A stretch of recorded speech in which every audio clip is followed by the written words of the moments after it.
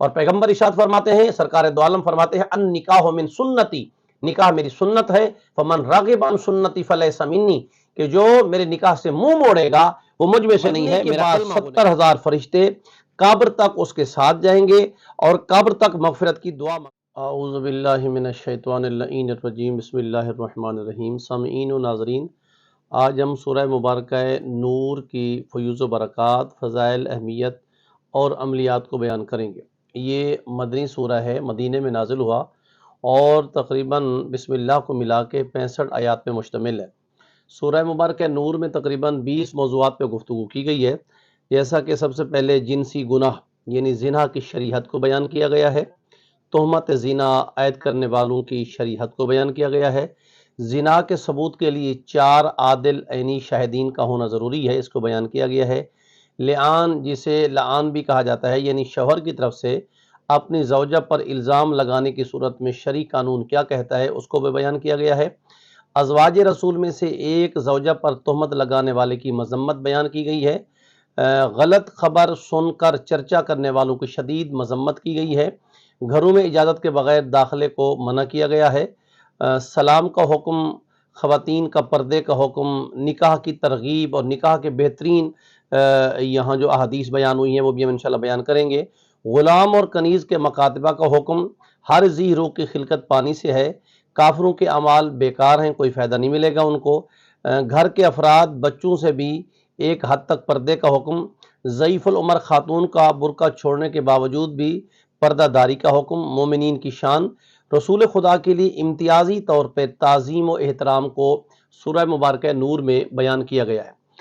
جہاں ہم اس کے فضائل کی جانب آتے ہیں تو حدیث نبوی ہے، سرکار دو عالم حضرت محمد مصطفیٰ صلی اللہ علیہ وآلہ وسلم ارشاد فرماتے ہیں کہ جو شخص سورہ مبارکہ نور کی تلاوت کرے گا، تمام دنیا کے جتنے زن و مرد یعنی خواتین و مرد مومنین ہیں ان تمام کی تعداد کو گنا جائے تو اس سے 10 گنا زیادہ خداوند عالم اس انسان کے نامہ اعمال میں اجر عطا فرمائے گا کہ جو سورہ مبارکہ نور کی تلاوت کرے گا۔ امام جعفر صادق علیہ السلام ارشاد فرماتے ہیں، اور سامعین یہ انتہائی بہترین فرمان ہے، اس پہ غور کرنی چاہیے۔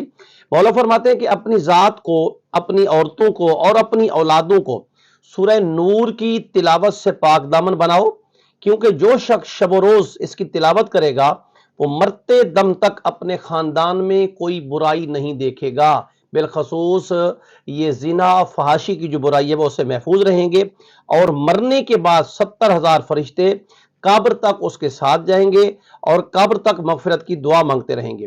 معروف کرخی ہے، اس نے امام جعفر صادق علیہ السلام سے سوال کیا کہ مولا جب چونکہ اس سورہ مبارکہ میں عورتوں کے نکاح کے بارے میں بھی حکم ہے کہ وَانكِحُوا الْأَيَامَ مِنكُمْ وَالصَّالِحِينَ مِنْ عِبَادِكُمْ وَإِمَائِكُمْ إِن يَكُونُوا فُقَرَاءَ يُغْنِيهِمُ اللَّهُ مِنْ فَضْلِهِ وَاللَّهُ وَاسِعٌ عَلِيمٌ۔ اس میں کہا گیا ہے کہ تم میں جو مومن مرد ہیں یا مومن عورتیں ہیں تو وَانكِحُوا الْأَيَامَ مِنْكُمْ وَالصَّالِحِينَ فرماتے ہیں کہ تم نکاح کا حکم دو یا نکاح کرو، اور مردوں کو چاہیے، مرد ہیں یا کنیزیں ہیں تم میں سے جو صالح بندے ہیں، یغنیہم اللہ من فضلہ، اگر تم مفلس ہو، نادار ہو، کمزور ہو، یعنی پیسے کے اعتبار سے، مالی اعتبار سے خداوند عالم تمہیں غنی کر دے گا۔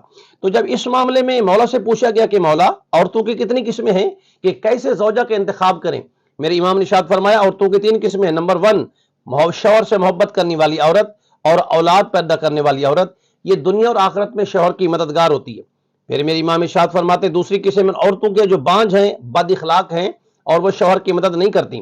تیسری قسم اس عورت کی بیان کی گئی ہے جو چیختی ہے، چلاتی ہے، ہر وقت باہر اندر جاتے ہوئے سرکش مزاج رکھتی ہے، شوہر کی برائی زیادہ کرتی ہے۔ میرے مولا نے ارشاد فرمایا کہ جب ہم آگے بڑھتے ہیں تو پھر عورتوں کے 5 قسمیں بیان کی ہیں۔ یہ 5 لفظ انتہائی اہم ترین ہیں اور بہت کم بیان ہوتے ہیں۔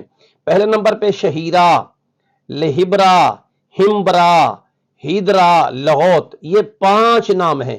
یعنی شہیرہ وہ نیلی آنکھوں والی عورت کو جو بے حیا ہوتی ہے، مولا فرماتے لہبرا طویل قامت اور دبلی عورت، ہمبرا پستہ قد یعنی چھوٹا قد ہوتا ہے، سرخ رنگ والی عورت ہوتی ہے، ہیدرا یعنی بوڑھی عورت ہوتی ہے، لغوت جو کہ تمہارے نکاح میں آنے سے پہلے بچے کی ماں ہوتی ہے۔ تو مولا یہ کیسے انتخاب کریں عورت کے حوالے سے؟ تو میرے امام ارشاد فرماتے ہیں کہ اے بندگان خدا، गंदगी पे पैदा होने वाले सब्ज घास से बचो, चूंकि वो दिखने में सब्ज है मगर वो चूंकि गंदगी में पैदा होता है तो उसकी तरबियत अच्छी नहीं होती। तो मौला फरमाते जो रिश्ते हुस्न और दौलत की बिना पे होते हैं वो कामयाब नहीं हो पाते। तो नाजरीन कोशिश करें कि रिश्तों की बिना जो है वो तकवे पे रखें, परहेजगारी पे रखें, यानी ये देखें कि इल्म कितना है, अमल कितना है, परहेजगारी कितनी है, तकवा कितना है। और चूंकि जब रिश्ते का इंतखाब करने लगेंगे तो आप एक अपने आधे दीन को बचा लेंगे। मेरे मौला अली हजरत अली इब्न अबी तालिब अलैहिस्सलाम इरशाद फरमाते हैं, मन तज़व्वजा फ़क़द अहरज़ निस्फ़ दीनिह वलियत्तक़िल्लाह निस्फ़ल आखर। मेरे मौला फरमाते हैं कि जिसने निकाह कर लिया है उसने अपने आधा दीन अपना बचा लिया है, और बाकी आधा दीन जो है वो क्या करे कि उसका बाकी है वो तकवे से, परहेजगारी से बचाए। और पैगंबर इरशाद फरमाते हैं, सरकार दो आलम फरमाते हैं, अन निकाह मिन सुन्नती, निकाह मेरी सुन्नत है, फमन रागिब अन सुन्नती फलैसा मिन्नी, कि जो मेरे निकाह से मुंह मोड़ेगा वो मुझ में से नहीं है, मेरा कलमा वो नहीं है। अब यहां इमाम मूसा काज़िम अलैहिस्सलाम इरशाद फरमाते हैं कि 3 किस्म के अफराद क़यामत के दिन खुदा के साए में होंगे। नंबर 1 कि जो अपने मुसलमान भाई की खिदमत करता है, नंबर 2 जो अपने मुसलमान भाई के राज को छुपाता है, और नंबर 3 जो किसी मुसलमान भाई की शादी कराता है।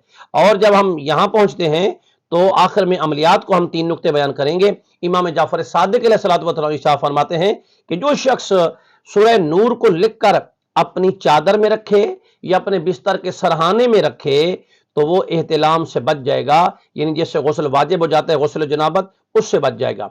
सूरह नूर को 3 बार पढ़कर दम करें उस इंसान पे जिसे ये एहतिलाम की बीमारी है, तो वो इससे महफूज रहेगा। अपने पास नक्श रखें तो मौला फरमाते शैतानी वसवसों से इंसान बचा रहेगा। आखिरी मासूम इरशाद फरमाते अगर 5 बार सूरह नूर को पढ़ के उस इंसान का नाम जहन में रख के पढ़ी जाए कि जो ज्यादा जबान दराज हो तो उसकी जबान बंद हो जाएगी, यानी जबान बंदी के लिए भी एक बेहतरीन सूरा है।